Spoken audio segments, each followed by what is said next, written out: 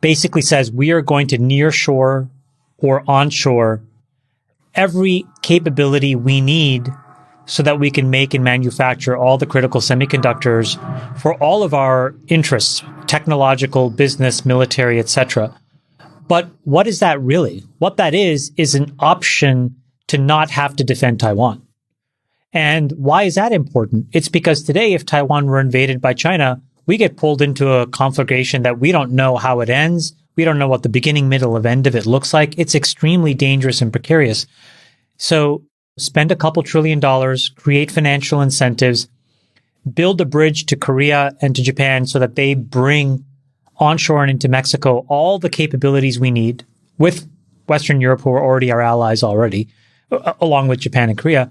And now all of a sudden we have complete optionality, and now we can deal with the greater Chinese hegemony in a much more balanced way. So I think the GPC framing is shared, by the way, between the Democrats and the Republicans. So this is why it's so much bigger than one single company. That's why I think TikTok's roadkill. Brad, if we frame it as a competition, we're not framing it as a war.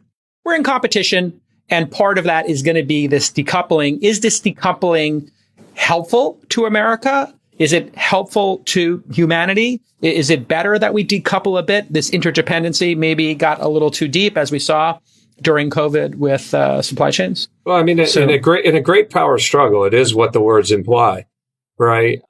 So I don't, part of the reason you want to have trade with China, and part of the reason we don't want to have a hard decoupling is, a longstanding theory that countries that trade together are less likely to go to war. So, I think if you listen to what's coming out of this, these select committee this week that held its first hearing, is on the extremes. You hear people saying hard decoupling, right? And in the middle, you have people saying, listen, we need to define a circumference around national security, and we need to decouple as to all things that are within that circumference. Now, I will tell you that the debate is about how large is that circle. So it starts off as, for example, sophisticated computer chips out of NVIDIA, so China, can't compete with us in the AI arms race. But it's quickly emerged into, batteries, energy, food, supply chains. The circumference has now become almost as large as the economy itself. I would argue that it's not just the CHIPS Act, it's also IRA, which is another $1 trillion of funding for basically onshoring supply chains, vital materials to build batteries, etc. So I think it's a very reasonable policy by both parties to pursue. It's clear that we're going to have some decoupling. I think it's going to lead to an interesting question on the part of China. She was out last week saying, I'm going to make a speech about peace with Russia. This is more David's territory. But my hunch is that there may be, if China thinks there's going to be a hard decoupling from an economic perspective, this is bad for global economic growth. This is bad for China's growth. I don't think it's bad for growth. I think it's bad for inflation. Explain. Well, because I think that we'll have many versions of everything everywhere. So we will... Some more redundancy?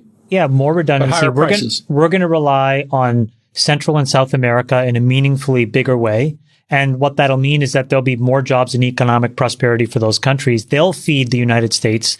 China will feed it less. And as a result, there'll be more inflation because you won't have the cost advantages. By the way, China's not just going to sit there and take this line down. They've already punched back a few times. So, for example, in the middle of the summer, China introduced a tariff and slowing the export of certain materials and technology to make solar wafers. Now, why is that critical? Well, again, talked about this before, but we are going to take the marginal cost of energy to zero in this country.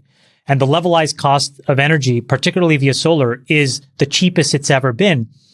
And so what China sees is, oh my gosh, if the United States has abundant free energy, now all of a sudden, a huge component of what drives costs is gone. Yep. So now the United States could partner with El Salvador, Mexico, Honduras, Argentina, Brazil. Vietnam is happening here too. Yeah. No, but I'm just saying it's close by. Yes, right. Of course, and if you can deliver zero cost energy to those places, now the manufacturing capability could exist there. My point is, it's such a complicated chess piece. So China's not taking any of this lying down. But I think that what David's framing is totally accurate. This is the beginning of a GPC, and it's an economic tit for tat that we're going to play out. We tax chips. They tax solar panels. We go after TikTok just as a confusion maker, right? Yeah.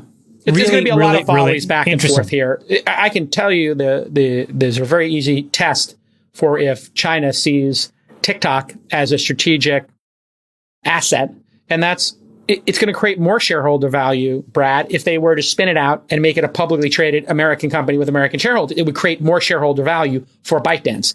Therefore, if they don't spin it out, that means they're not acting in the interest of shareholders and shareholder value. They're acting in the interest of their national security. Pretty clear reciprocation and collaboration would be a much better model, I think, for working with the Chinese. And hopefully we can find some things that we can collaborate on. Brad raised the Chinese peace proposal in Ukraine, which I think is an interesting topic. You guys want to go there for a minute? Sure.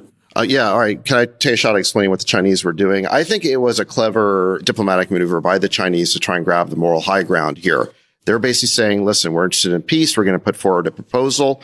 The Americans fell into the trap of basically dismissing it right away, throwing cold water on it. The U.S. State Department has done this twice before. Remember, back in March of last year, Naftali Bennett from Israel tried to negotiate a peace deal, and he himself said that it was the West, the Americans, who rejected it. He thought it had a 50-50 chance of succeeding. You then had the peace process in Istanbul, Turkey, with Erdogan presiding over it. You had the Istanbul communique, which again, they were very close to having a peace deal, and Blinken and the U.S. threw cold water on it.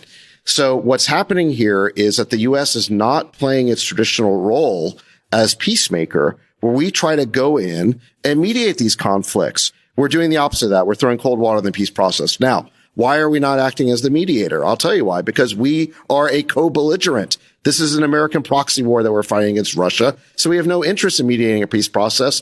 And moreover, we're not trusted to mediate a peace process because we're one of the effectively one of the combatants. So it's a PR strategy by Xi Jinping to take the global moral high ground. I agree with that. I said it on Twitter a couple of weeks ago. Like this is amazing that he's starting the peace process. We want regime change. We want to deplete and we want to ankle Putin.